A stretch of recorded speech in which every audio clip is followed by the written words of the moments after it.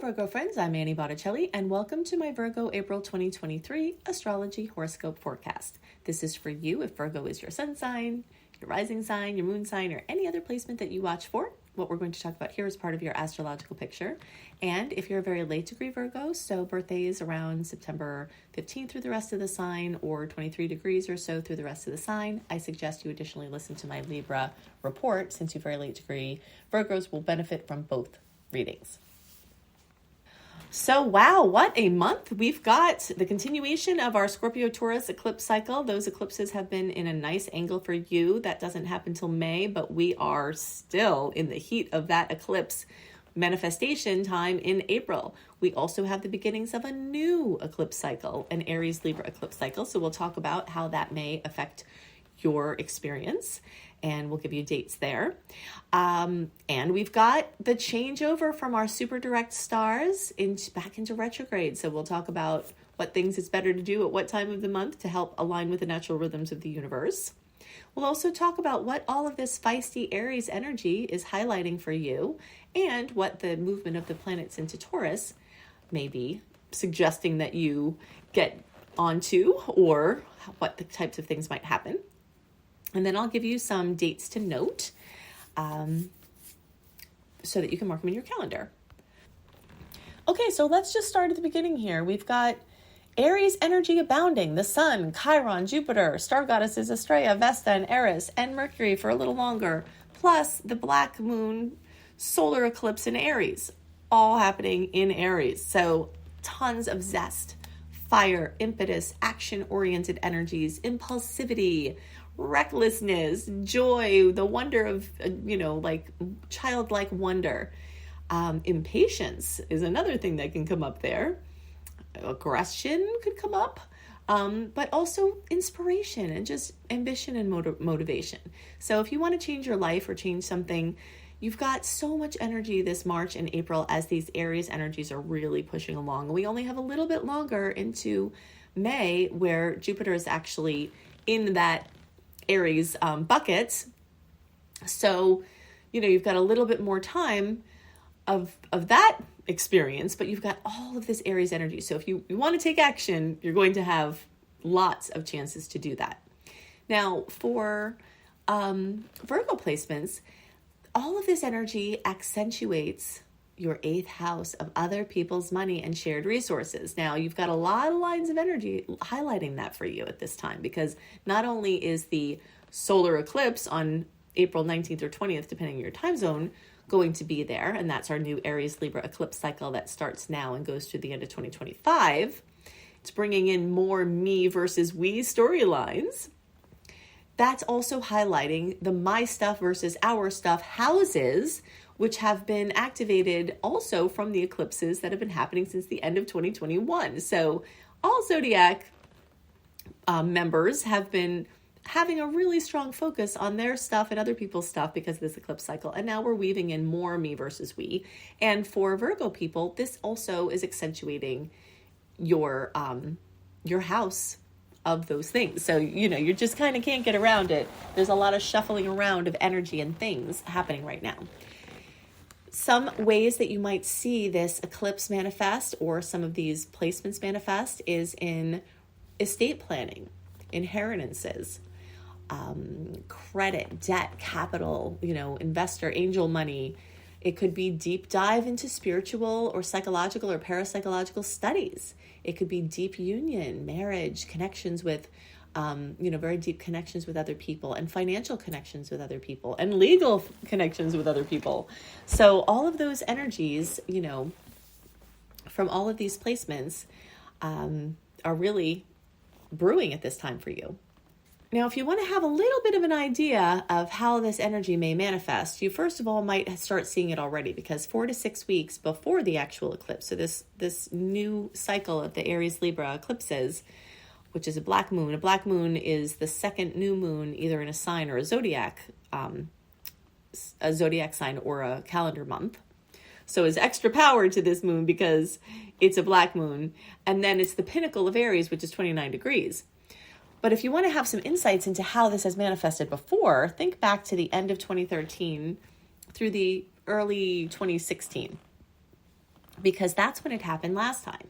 And then if you're old enough, think back to early 2004 to early 2006 and think about how things manifested in the me, we sector and the my stuff, our stuff sectors at that time. And you might notice some themes that you will then again come up now. And they could come up with the same people, things coming back again, or there could be same things with new people. So same themes, but with, different people involved. This energy does also rule the lotto or winning or earning money. And while I'm definitely not an advocate of gambling as, a practice or an addiction, if you feel lucky and just go with it and you have the fun, the resources to do it, that's not going to do anything bad for you if it doesn't work out, then, the luck is on your side. And Jupiter expanding your other people's money house, I think I've probably told you this story sometime during the time that Jupiter's been here for you about how I had somebody come to me for a reading who always entered a sweepstakes for $1 million. And then she was thinking she was going to stop, not do it again this year. And I was like, Jupiter moving through there is not the time to not do the sweepstakes. You really need to do the sweepstakes. And then she won the $1 million. It was pretty crazy, right? So, that's the kind of energy you have working there through May for all of you from the whole house perspective. And then it will last a little bit longer for those of you who are September born Virgos in the Placidus chart. But there's still extra energy this month in that sector because of these other Aries placements and the eclipse. Now, if you want to see more ways that the Aries eclipse can affect you, go to my YouTube channel, Annie Botticelli YouTube. Scroll down to my eclipse playlist. Click on the eclipses in Aries or first house, and then you can see other ways I've seen this energy manifest. It's basically a very zesty focus on your physical body and yourself and your recognition and your empowerment. This is all about empowerment in positive ways. And while you're there, since this is happening for you in the 8th house as a Virgo, and it will happen for all early, middle, and late degree Virgos in the 8th house, even from the Placidus perspective, because it is a late degree eclipse.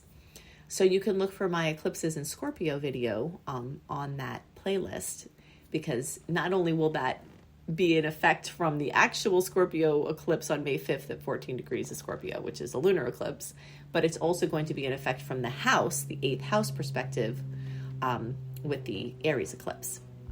So double duty there for you. Okay, so besides all of that going on in your 8th house, and you can also just study the 8th house. Now would be a really good time to know everything you possibly can about the 8th house. You can just do a search for the 8th house in astrology and just read about it, because anything in that sector is going to be very strongly accentuated for you. But besides that, we have planets moving in Taurus. We've got transiting North Node there still. We have star goddess Juno. We've got Uranus there for a long time. We've got Venus there for a shorter time. But all of those placements are trining your Virgo placements, okay? So this is really exciting because a trine is the most fabulous aspect in all of astrology. And this can be lighting up your self-sufficiency, your sustainability, your personal income. This can highlight, this is in your 9th house, so this is like teaching and learning, education of all kinds, international business and connections, affiliations with church or other spiritual groups, anything having to do with broadening your horizons, expanding your horizons, optimism, and creative solutions. So all of that is going on, especially with the extra blessing of Venus there.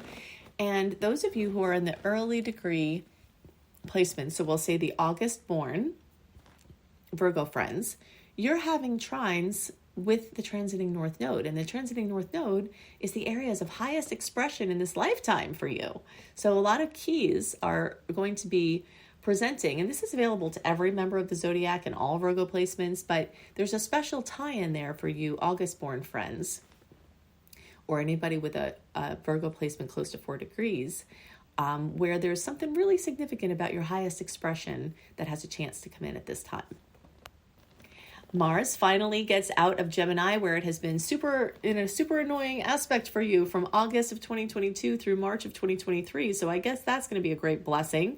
Lots of indecision, especially with work and career and stuff, going back and forth with father figures or parents, confusion, lack of clarity, But now Mars has moved along into Cancer, and now it's making a nice angle for you, and it's giving you a lot of energy, which actually could even be obsessive, in the house of your networking, friendships, social circles, both online and in person, groups, community projects. So wherever Mars is, there tends to be some level of obsessive energy. And I call it the border collie of the zodiac, because it tends to be really obsessed with something. Like my border collie is obsessed with pine needles and having you throw the pine needles. But Mars is going to bring obsession in the sign of Cancer, which is real estate, home, family, housing, could be house projects, things like that. And then in the house of friendships and groups and internet-based projects, and also patents if you're an inventor. This is a very big time. Okay, so I talked about this last month, and I'm sure we'll be talking about this for years, as Saturn will be in Pisces for years. But this is the time where there's the new burst of Saturn into Pisces, which is opposing your sign. So this is going to bring in some serious permanent relationships. It can bring relationships you're in into the next level. It can also test the relationships that you're in. You could be working on a very serious long-term project with other people. And, so during these years through 2026 that Saturn will be in your 7th house, it's really going to be defining and redefining your relationships, the ones that you have, and bringing in new, important, long-term relationships. Saturn tends to be very stable. And what it does is it either brings stability into that space and advancement, or it tests the ways that the ones that you're in are not stable. And if they're not stable, they may wind up getting, ended, I guess. Saturn is really going to test them. And you, I'm sure, have already been feeling that in many ways. But it can be a wonderful thing. This really can bring in your divine partner. This can bring in your marriages. This can bring your long-term partnerships in. And they can be very successful, especially over time. Okay, so let's talk a little bit about the difference between through April 7th and what happens after April 7th. Basically, February, March into early April, we're in this divine time of open stars, direct stars, where we don't have any planets going retrograde, and we don't even have any shadow periods of personal planets going retrograde, being Mercury, Venus, or Mars. We're about to step into a period of time where we're going to have a lot of retrograde energy. So it's like a defining time, and there's going to be a very stark difference between these periods of time. So starting April 7th, we slide into Mercury retrograde, which officially happens April 21st. The retrograde is from the 21st of April through May 15th, and then the post-transit, retrograde transit goes through May 30th. So for that whole time, changes to schedule, changes, to plans, not being able to do much planning for the future, devices and electronics and transportation means going haywire. A lot of things in your personal space are close to you needing focus. And, just basically a time for inward and backward rather than forward and outward. And that's the defining time of after the first week of April, because until April 7th, we're like blasting forward. We're, doing our launches and our big decisions and planning for the future and things we need clarity for. And now we're going to start the switch inward and backwards. So the difference between the first week of April and the rest of April through all of May, if we're using my analogy of being on the beach, through April 7th, you're like sending out your messages in a bottle. You're sending out your boat that you just built to get off the island, and you're paddling with the tide because the tides are going out and everything can go out far and wide. Then as of April 7th, the tides start coming in, and anything that you put out may come back to you for reevaluation, or might not even get out because it's because the tide's coming in. So it's the time basically to sit on the beach and see what washes up. You could have some nice little crab visitors that you might want to toss back in the water so they don't, stay out too long. You might have garbage come up that you have to deal with, which is typical of the retrogrades. Anything that was swept under the rug tends to come back again, patterns, relationships, and things. Or you may have blessings from the past and blasts from the past surface, like your friend shows up on a boat and you're on the beach and you're like, oh, hey friend, I haven't seen you in a while. So, it's more of a time to sit back let things come to you. Be the spider who's woven your web February, March, in the beginning of April, and then you sit back and let the food come to you. And that will help you move with the natural rhythms of the universe instead of against them.